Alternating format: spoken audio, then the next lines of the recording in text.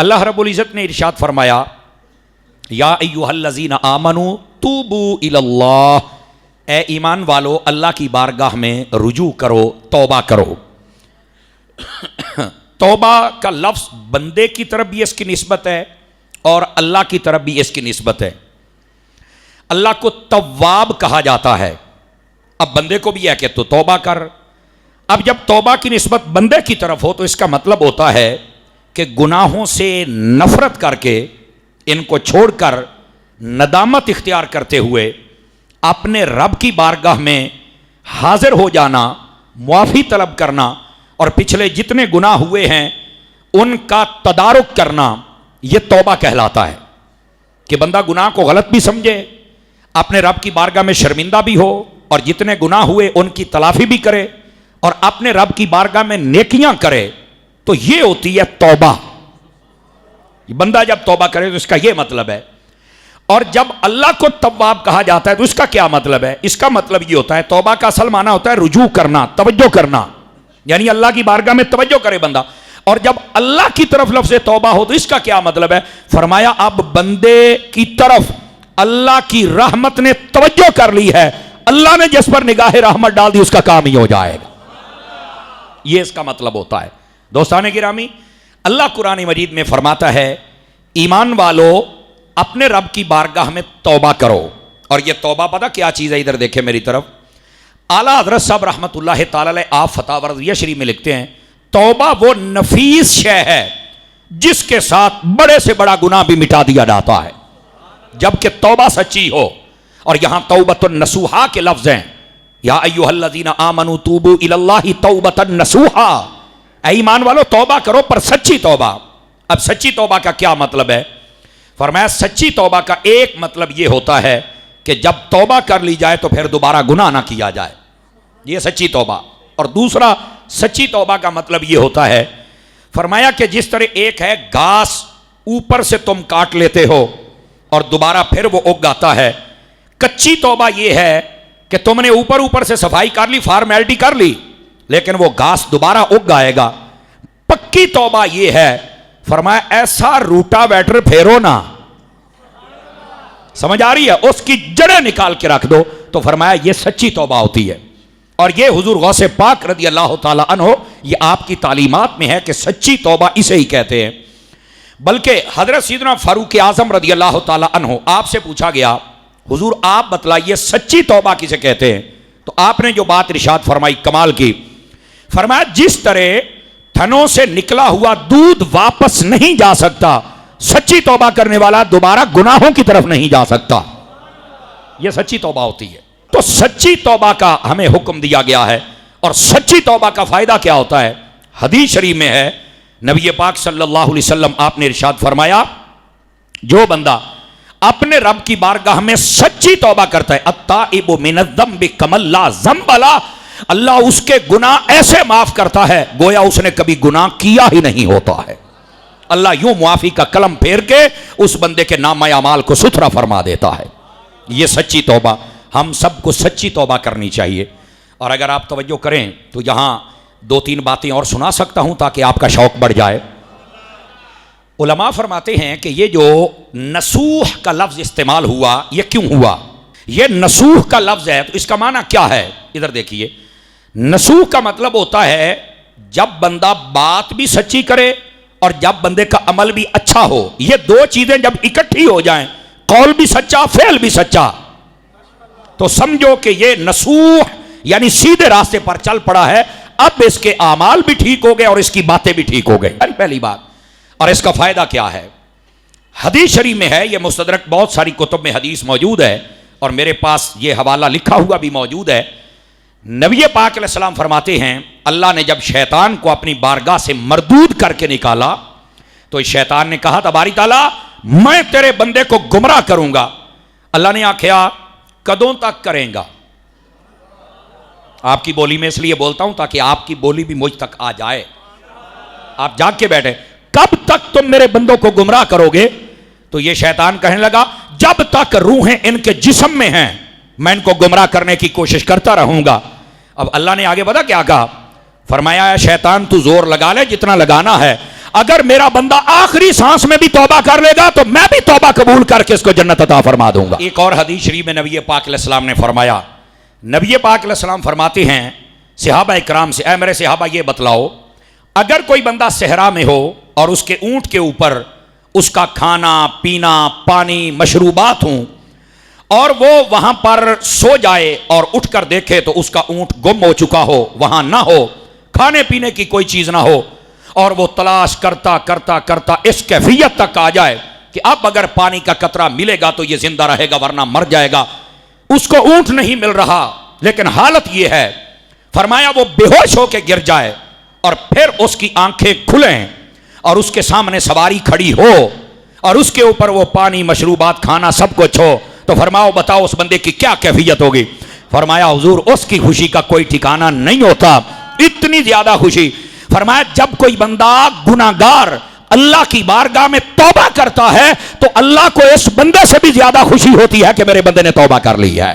تو اپنے رب کی بارگاہ میں رجوع کیجئے، توبہ کیجئے، اس بات کو سمجھیے۔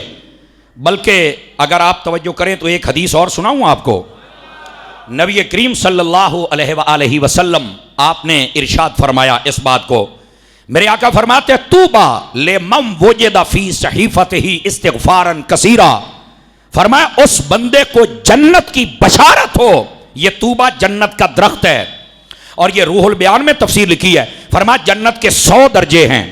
کتنے درجے ہیں؟ سب سے اوپر والا درجہ ہے فردوس، یہ سب سے کمال کا درجہ ہے، یہ وہی درجہ ہے جس میں مصطفیٰ جان رحمت جلوہ گر ہوں گے۔ اور فرمایا میرے نبی پاک نے فرمایا جو میرے صحابہ اہل بیت اور انبیاء اور کاملین ہوں گے وہ بھی یہاں ہوں گے۔ اور نبی پاک کی ایک حدیث ہے، فرمایا من احبنی ومن احب اصحابی وازواجی واہل بیتی ولم یطعن فی احد منہم وخرج من الدنیا علی محبتہم کان معی فی الجنت یوم القیامت درجتی، فرمایا جس نے مجھ سے پیار کیا، میرے صحابہ سے، میری اہل بیت سے، میری بیویاں جو تمہاری مائیں ہیں ان سے محبت فرمائی، قیامت والے دن جس درجے میں ہم ہوں گے وہیں پر ہمارے پیار کرنے والے لوگ بھی ہوں گے۔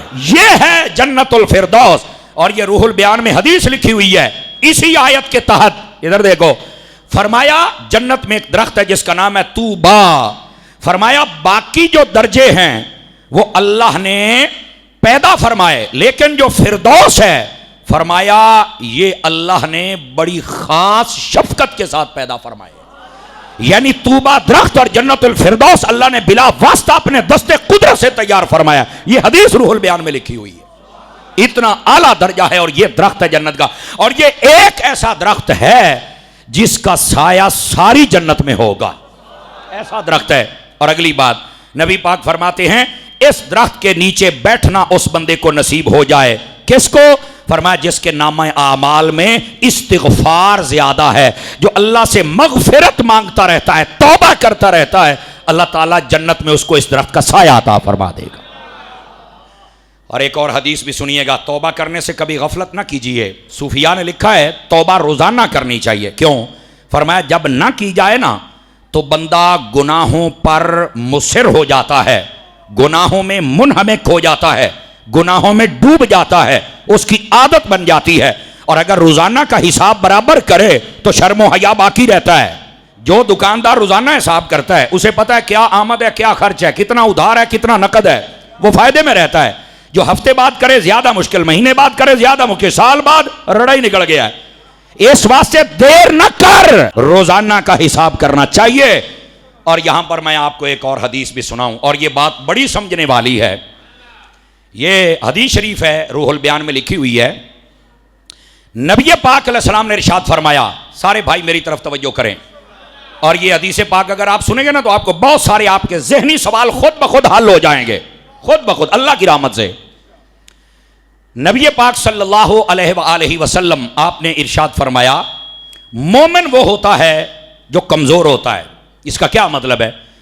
فرمایا نفس کے بہکاوے میں آ کر یہ غلطی کر بیٹھتا ہے، لیکن بہترین مومن وہ ہوتا ہے جو بعد میں اس پھاڑ کو سی لیتا ہے۔ یہ لفظ موجود ہے، اجنو آپ پنجابی چاہنا ہے پاڑا ہو گیا تے سیمنا ہے، اب پاڑا ٹاکی لا، آپ کی بولی میں کہتے ہیں نا، یہ حدیث کے لفظ ہیں۔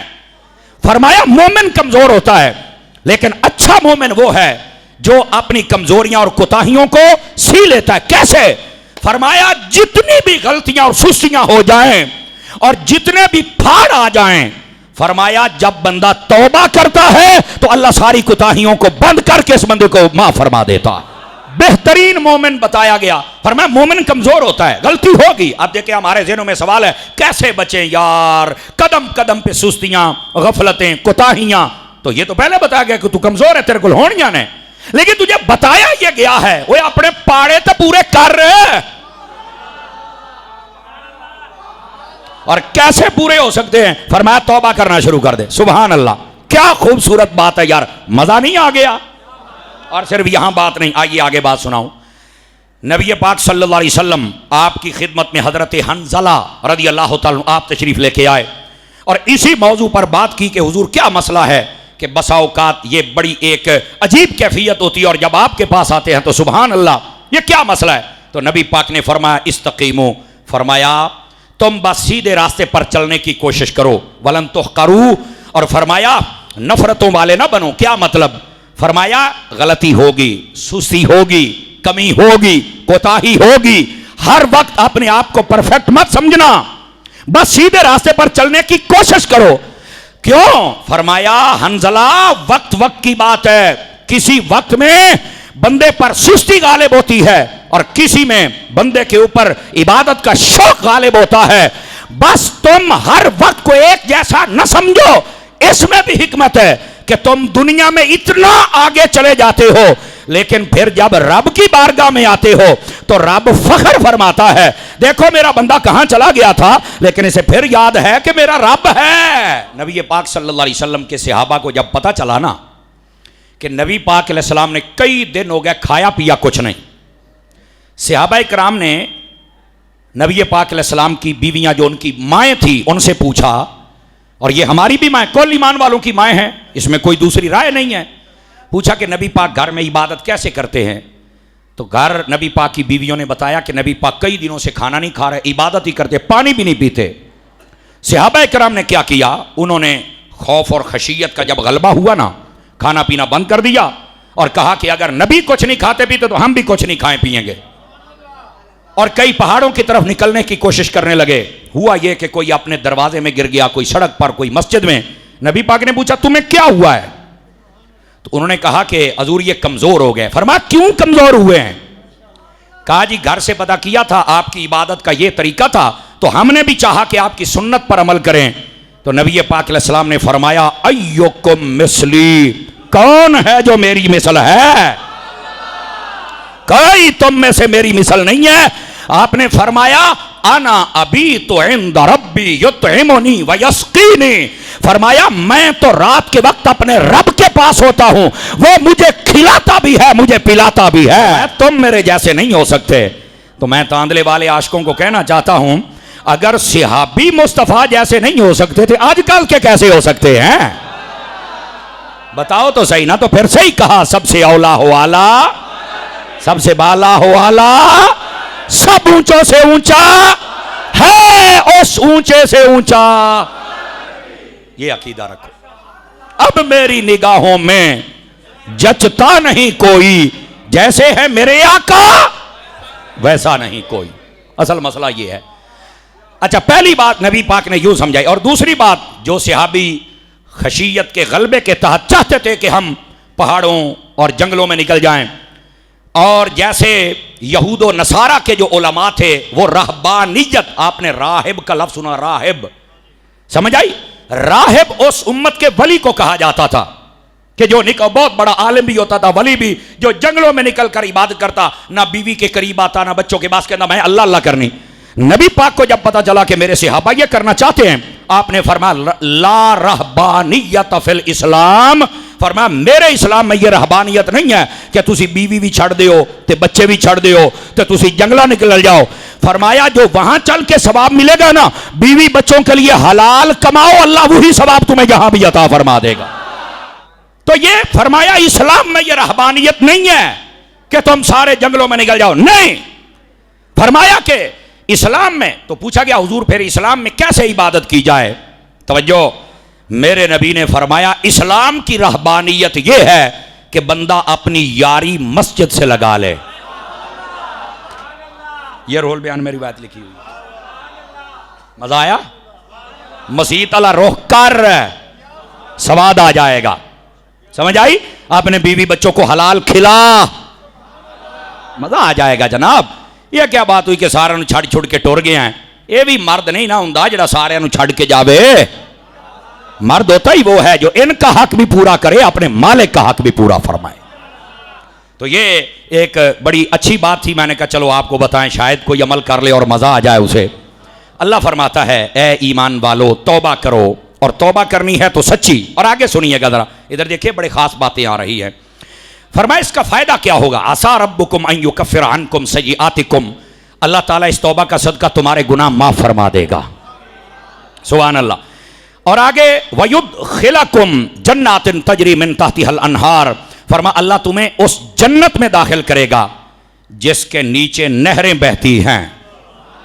جنت کی تعریف فرمائی. اور آگے فرمایا یوم لا یخزی اللہ النبی والذین آمنوا معہ, اس جملے کو بھی سمجھیے گا. فرمایا قیامت والے دن اللہ تعالیٰ نہ اپنے نبیوں کو رسوا فرمائے گا اور نہ نبیوں کے صحابہ اور اہل بیت کو رسوا فرمائے گا. جیسے نبیوں کو عزت عطا کرے گا ان نبیوں کی وجہ سے نبیوں کے صحابہ کو بھی عزت عطا کرے گا, نبیوں کے گھر والوں کو بھی عزت عطا فرمائے گا. اب یہ کتنی پیاری بات ہے. یہ تو صحابہ کے مقام کو واضح کر رہی ہے, اہل بیت کے مقام کو واضح کر رہی ہے. اللہ فرماتا ہے قیامت والے دن ہم اپنے نبی کو بھی شانے دیں گے. اب اس کا میں مفہوم مخالف بیان کر رہا ہوں. ہم اپنے نبی کو بالکل رسوا نہیں کریں گے. اور جو ساتھ ہیں, اور پتہ کون ساتھ ہیں؟ ادھر دیکھو, اللہم صلی علی محمد وعلی آل محمد. نماز پڑھو تو آل محمد ساتھ ہے, روزے پر چلے جاؤ تو ابو بکر بھی ساتھ ہے, عمر بھی ساتھ ہے, صحابہ بھی ساتھ ہیں, اہل بیت بھی ساتھ ہے. فرمایا اللہ تعالیٰ قیامت والے دن اپنے نبیوں کو بھی رسوا نہیں فرمائے گا اور ان کے ساتھ والوں کو بھی. اور آگے اے گل سنیا جی, چس آئے گی آپ ہی بولو گے. فرمایا نورہم یسعی بین ایدیہم و بایمانہم, فرمایا جب نبی کے صحابی آئیں گے, اہل بیت آئیں گے, نور ان کے دائیں بھی ہوگا, بائیں بھی ہوگا, آگے بھی ہوگا, پیچھے بھی ہوگا. او یار مجھے بتاؤ سنیو, جس نبی کے صحابہ اور اہل بیت نور ہیں وہ نبی خود نور کیوں نہیں ہے؟ نبی رحمت صلی اللہ علیہ وسلم آپ کے دیوانوں, اللہ فرماتا ہے قیامت والے دن نبیوں کو بھی رسوا نہیں کیا جائے گا, ان کے ساتھ والوں کو یعنی صحابہ اور اہل بیت کو نور ان کے آگے پیچھے ہوگا اور دائیں بائیں ہوگا. اور پھر وہ کیا کہیں گے؟ یقولون ربنا اتمم لنا نورنا, یا اللہ ہمارا نور مکمل فرما. اب نور تو پہلے ہی سجے کھبے ہے, تو مکمل کا کیا مطلب؟ دو معنی ہو سکتے ہیں. ایک معنی یہ کہ نور اور عطا کر, اور ایک معنی یہ ہوگا کہ یا اللہ جو جو ہم سے محبت کرتے ہیں وہ بھی ہمیں عطا فرما. مغفر لنا, اور ہمارے اوپر مغفرت والا معاملہ فرما, ہماری مغفرت فرما. اور آگے انک علی کل شیء قدیر, میرے اللہ تو ہر چیز کا جاننے والا ہے. یہ ہے صحابہ کرام علیہم رضوان کی شان. سبحان اللہ. صحابہ کے دشمنوں کے بارے میں یہ حدیث ہے قیامت والے دن ان کو اچک لیا جائے گا, ایسے اٹھائے جائیں گے, ساتھ والا کہے گا کدھر گیا ہے, اے نسائیاں اینج چکے ہوں لبدا ہی نہیں. جو صحابہ کا دشمن ہے فرشتے ایسے اٹھائیں گے ملے گا ہی نہیں, اور جائے گا بھی جہنم میں. اس سے بہتر ہے نبی پاک کے یاروں سے یاری لگا لے, تیرا یہاں بھی کام ہو جائے گا وہاں بھی کام ہو جائے گا. نبی پاک صلی اللہ علیہ وسلم کے صحابہ ہوں یا اہل بیت ہوں, کبھی سستی نہ فرمایا کریں, یہ ہمارے ایمان کا حصہ ہے. اور اپنی مرضی کے مطابق نہیں, جو جو صحابی ہیں اور جو جو اہل بیت ہیں ہماری آنکھوں کا نور ہیں, سینے کی ٹھنڈک ہیں. ایسا ہی ہے عزیزان گرامی قدر. اب آگے آئیے, اللہ فرماتا ہے, اب یہ توبہ کی بات ساری سنا کے صحابہ کرام کی عظمت بیان کر کے پتہ کیا کہا؟ اللہ فرماتا یا ایھا النبی جاہد الکفار والمنافقین, اے محبوب یہ جتنے بھی کافر ہیں نا ان سے بھی جہاد کرو, ہاں, اور جتنے منافق ہیں ان سے بھی جہاد کرو. کافر اور منافق دو لفظ آئے ہیں. اور آگے فرمایا یہ نہیں کہ مٹھا مٹھا, واغلظ علیہم, اردو میں اس کا ترجمہ بنتا ہے فرمایا دبا کے رکھو. فرمایا محبوبہ منڈ کے رکھو تے دب کے رکھو انہوں ایک باری. آج ہم تھوڑی سختی کریں نا، اس کا لفظ علماء نے کیا، سختی کرو ان کے اوپر. ہم سختی کریں، نہیں سختی نہیں کرنی چاہیے، نہیں سختی. پتہ نہیں تھوڑی رشتہ داری کیڑی ہے. اسی کافراں تے منافقاں نوں کہنے ہاں تے کافراں تے منافقاں دے چیلے سانوں کہندے نے یوں نہ کہو تو یوں کہو، یوں نہ کہو یوں کہو. منافقو سنو، مخلص بندے کے سخت لہجے کو قبول کر لو، تمہیں فائدہ ہوگا، ورنہ منافق کی عاجزی تمہیں برباد کر کے رکھ دے گی. آج تم یہ سمجھتے ہو کہ اگر کوئی سخت بول رہا ہے اور یہ تمہیں سختی لگتی ہے، چونکہ تمہارے تعلق ہے منافقوں کے ساتھ، اس لیے تمہیں ہمارے جملے سخت لگتے ہیں، جبکہ سخت نہیں، حق ہے. ہم سخت نہیں بولتے، ہم حق بولتے ہیں. اور میرا پتر اتنا تو برداشت کر نہ سونیا، سمجھ آ رہی ہے؟ وکالت منافقاں دی کردہ پھرنا ہے تو ہن حوصلہ کر رہا ہے اللہ قرآن میں. اور یہاں تفسیر روح البیان میں نہ لکھا ہو، میں ذمہ دار ہوں، فرما اللہ نے جب نبی کو کہا کہ تم سختی کرو، حالانکہ نبی رحمت للعالمین بنا کے بھیجے گئے، جب انہیں کہا کہ کافروں اور منافقوں پر سختی کرو، تو ہم کون ہیں نرمیاں کرنے والے؟ ہمیں بھی چاہیے منافق اور کافر پر سختی کریں اور سختی سے ان کو دور کر دیں. اور فرمایا مزہ تو یہ ہے اپنوں سے پیار کرو. اپنا گناہگار بھی ہو تو پیار کا حکم ہے، لیکن آج منافقت کا دور ہے. جو اپنا پکا سنی ہوتا ہے اسے نفرت کی جاتی ہے، اور جو پکا منافق ہوتا ہے اس کو اپنا ابا بنایا جاتا ہے. پٹھے پاسے جاندے ہو، توجہ ہے کہ کوئی نہیں ہے؟ یہ ہے اصل فرق. اب یہ دیکھ لو قرآن، آپ دیکھ لیں، قرآن ہے، مسئلے حل کرتا ہے، مزہ ہی آ جاتا ہے. اللہ فرماتا ہے کافروں اور منافقوں پر سختی کرو اور ان کو دبا کے رکھو، سختی کرو ان کے اوپر. اور آگے اگلی گال بھی سن لو، او کافروں تے منافقوں، یہ پوری دنیا سنتی ہے، اس لیے یہ سارے سنتے ہیں. آپ بے فکر ہو جائیں گے مجھے کوئی نہیں سنتا، اے تھوڑی بھول ہے. آپ کبھی بیرون ملک کا سفر کریں میرے ساتھ، یا پاکستان ایک ہفتہ میں نہ رہ کے دیکھو تو انہوں لگے پتا. الحمدللہ اللہ کا احسان ہے. تو یہ پیغام آن ورلڈ ہمارا جاتا ہے. اس لیے میں عرض کر رہا ہوں، کافر ہوں یا منافق ہوں، ان سب کے لیے فرمایا وَمَأْوَاهُمْ جَهَنَّمْ، فرما ان کا ٹھکانہ تو جہنم ہوگا. کیا فائدہ لگا منافقت کر کے؟ کیا فائدہ لگا؟ جہنم بجھ جائی. وَبِئْسَ الْمَصِيرُ، فرمایا بڑا گندا ٹھکانہ ہے اس کافر کا بھی اور منافق کا بھی. اللہ کے بندے منافق بنن دی لوڑ کیڑی ہے؟ عاشق بنو، حق والے بنو. اللہ اللہ تے خیر صلی اللہ، اتنی بات ہے. وَضَرَبَ اللَّهُ مَثَلًا لِلَّذِينَ كَفَرُوا امْرَأَتَ نُوحٍ وَامْرَأَتَ لُوطٍ، فرما اللہ نے قرآن میں مثال دی ہے دو عورتوں کی جو کہ کافرہ تھیں. اور پتہ کون تھی؟ ایک حضرت نوح علیہ السلام کی بیوی اور ایک حضرت لوط علیہ السلام کی بیوی. ان کی بیویاں تھیں. جب انہوں نے اعلان نبوت کیا تو انہوں نے کلمہ نہیں پڑھا تھا. اور یہاں سے ہمیں سمجھنا چاہیے ہر بات اپنی بیویوں سے نہ منوایا کرو. یہ تو یہاں پر آ کر بڑے طریقے سے بات کرنی پڑے گی. یہ سختیاں، یہ لڑائیاں، یہ جھگڑے نہیں. جیسے نبی پیغام دیتے تھے، کوئی مانے ٹھیک ہے، نہیں مانے کوئی مسئلہ نہیں، اسی طرح ہم کو بھی پیغام دینا چاہیے. اور یہاں پر نوح علیہ السلام کی بیوی ایک کافرہ تھی اور ایک لوط علیہ السلام کی. یہاں یہ سن لو، یہ مسئلہ ہے عقیدے کا. وہ کافرہ ضرور تھی، انہوں نے اسلام قبول نہیں کیا تھا، ان نبیوں کو نہیں ماننا تھا، اللہ کو نہیں ماننا تھا، لیکن بدکارہ نہیں تھی. چونکہ بدکار ہونا عیب ہے، کفر پر تو اللہ توبہ کی توفیق دے دیتا. لیکن یہ دونوں عورتیں، انہوں نے توبہ نہ کی، کلمہ نہ پڑھا. اور آگے اللہ قرآن میں کہتا ہے کہ یہ دونوں جہنم میں جائیں گی اور یہ نبیوں کی نسبت بھی ان کو نہیں بچا سکے گی. پتہ چلا اگر کافر ہو جائے کوئی نبی کے ساتھ جتنا بھی تعلق رکھے وہ کبھی جنت میں نہیں جا سکتا. نبی کے ساتھ تعلق والا جنت میں تب جائے گا جب وہ نبی کا کلمہ پڑھ کے مسلمان ہو جائے گا. اب بات سمجھ آ رہی ہے آپ حضرات؟ جتنا مرضی تعلق ہو، اسلام شرط ہے. کیا شرط ہے؟ اسلام شرط ہے. اب اللہ فرماتا ہے کانتا تحت عبدین من عبادنا صالحین، فرمایا یہ دونوں عورتیں، ایک کا نام واہلہ تھا، ایک کا نام وائلہ تھا. حضرت لوط علیہ السلام اور حضرت نوح علیہ السلام کی بیویاں، انہوں نے کلمہ نہیں پڑھا. یہ قرآن مجید میں قصہ ہے.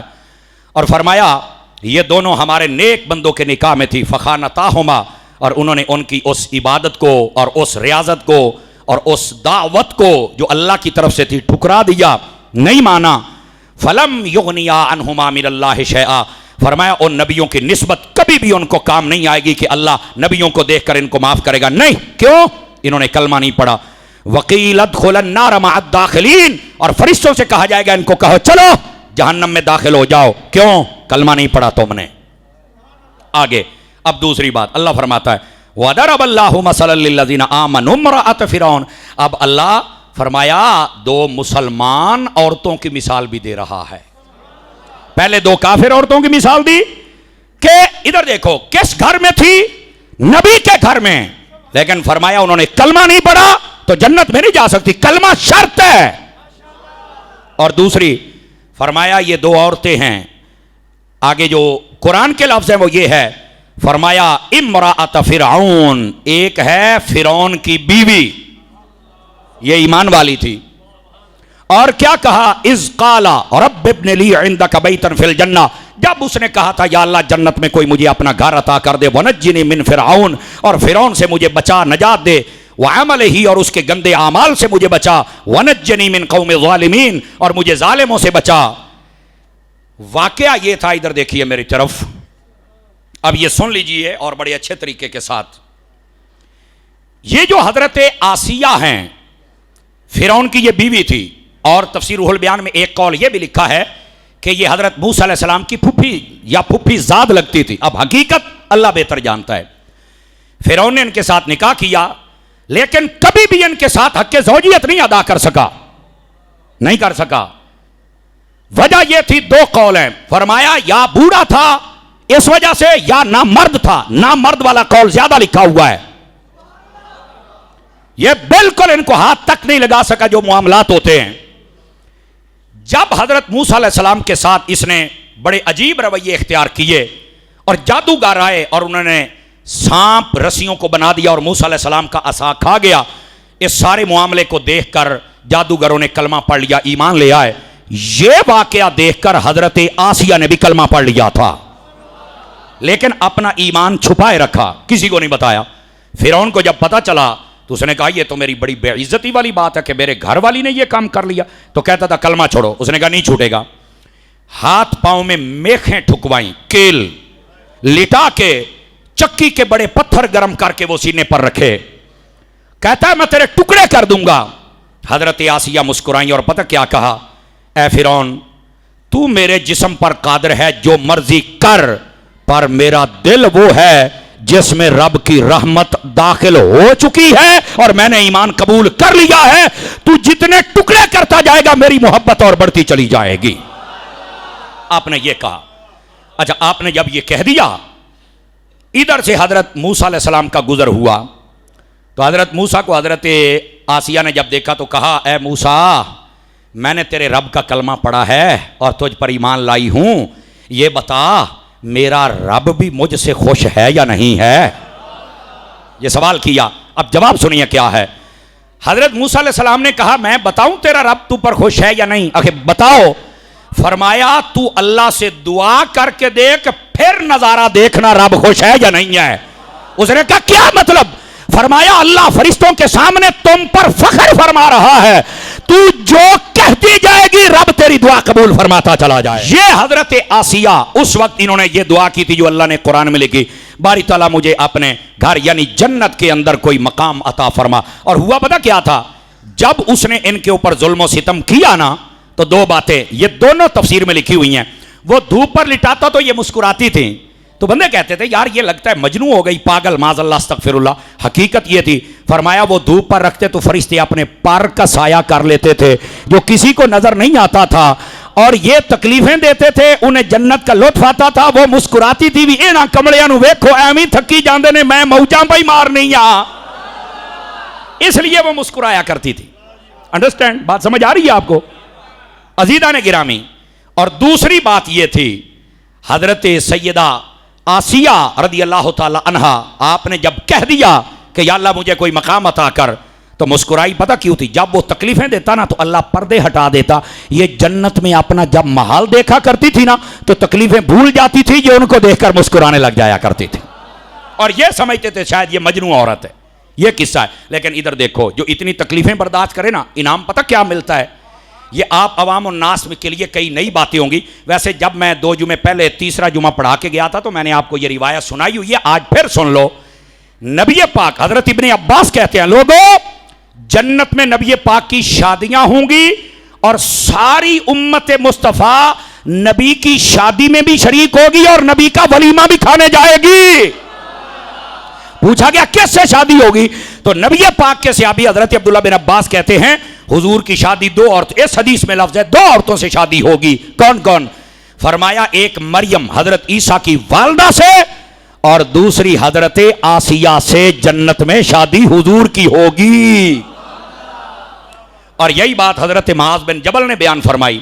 وہ کہتے ہیں کہ جب حضرت اماں ختیجہ کا آخری وقت تھا نا, تو نبی پاک ان سے باتیں کر رہے, صبر کی تلقین کر رہے تھے, تو وہیں پر ایک بات کہی. فرمایا ختیجہ جب تو جنت میں جائے نا تو اپنی سونکنوں کو میرا سلام کہنا ہے. یہ تفسیر روح البیان میں اسی صورت میں لکھا ہوا ہے, حدیث ہے, اپنی سونکنوں کو میرا سلام کہنا. تو کہنے لگی حضور آپ کی سونکنے کون ہیں؟ بظاہر تو میں بیوی ہوں اور میرے ہوتے آپ نے کوئی اور نکاح بھی نہیں کیا. فرمایا جنت میں میرا نکاح ہوگا آسیہ سے اور مریم سے, اور وہ دونوں تیری سونکنے بنیں گی تے انہاں نو چل کے میرا سلام آکھیں. نبی دا علم غیب بھی ویخ ہے. اور حضرت اماں ختیجہ پر صدقے جاؤں, آپ اس وقت میں تھی کہ تھوڑی دیر کے بعد آپ نے پردہ فرمانا ہے, لیکن کہہ رہی ہیں یا رسول اللہ مینوں بڑی خوشی ہوئی ہے کہ تواڈے ویاہ دے وچ میں بھی شریک ہوواں گی تے میری طرفوں ہونے ہی مبارک قبول فرماؤ. سمجھ آ رہی ہے؟ تو جب اللہ کے لیے بندہ تکلیفیں برداشت کرتا ہے تو میرا رب پھر اگر فرعون کے گھر میں تکلیفیں ہوں تو رب محمد کا گھر عطا فرما دیتا ہے. بس اللہ میں سمجھنے کی توفیق دے دے. دین کے لیے تکلیف برداشت کیا کریں, اللہ عزت عطا کرتا ہے. بات دور نہ چلی جائے, فرمایا اور مریم بنت عمران جس نے اپنی پارسائی کی حفاظت کی اور ہم نے پھونک ماری, تو فرمایا کہ حضرت عیسیٰ علیہ السلام نے جلوہ گری فرمائی, اور وہ جب آئے تو انہوں نے ہر سچی بات کی اور پہلی کتابوں کی تصدیق فرمائی اور رسولوں کی تصدیق فرمائی. اور جو مریم تھی فرمایا وہ بڑے قانتین تھی, یعنی تھوڑے پر بھی راضی ہو جاتی تھی. یہ 2 مسلمان عورتوں کا ذکر اللہ نے قرآن مجید میں فرمایا, اور یہاں سے عورتوں کو سمجھنا چاہیے تھوڑے پر بھی راضی ہو جائیں. آج ہمارے معاشرے میں جو طلاقیں زیادہ ہو رہی ہیں, اللہ ہر گھر کو آباد رکھے اور چھوٹے موٹے مسئلے ہو جائیں تو اللہ تعالی ہمیں آسان انداز میں سمجھنے اور سمجھانے کی توفیق بخشے. آپ زیادہ جذباتی نہ ہوا کریں, اور عورتوں کو بھی اگر یہ پیغام ان تک جائے تو میں عرض کروں گا کہ آپ بھی مہربانی کریں, کوآپریٹ کریں. مہنگائی بہت زیادہ ہے, اپنے شوہر کی آمدن سے زیادہ ڈیمانڈ نہ کیا کریں. مہربانی آپ اپنے گھر میں قانتین بن جائیں. کیا مطلب؟ جتنا ہے اس پہ راضی ہو جائیں. روایت میں ہے جو اللہ کے تھوڑے پر راضی ہو جاتا ہے اللہ اس کے تھوڑے عمل پر بھی راضی ہو جاتا ہے. تو یہ مرد اور عورتوں سب کو سمجھنا چاہیے. آج طلاقوں کی ریشو اس لیے زیادہ ہے, مرد کی آمدن وہ کم ہے اور عورت کی ڈیمانڈ زیادہ ہے. مہربانی کریں, عورتوں کو چاہیے قانتین کی صف میں رہیں. یہ تھی آج کی تفسیر جو مکمل ہوئی.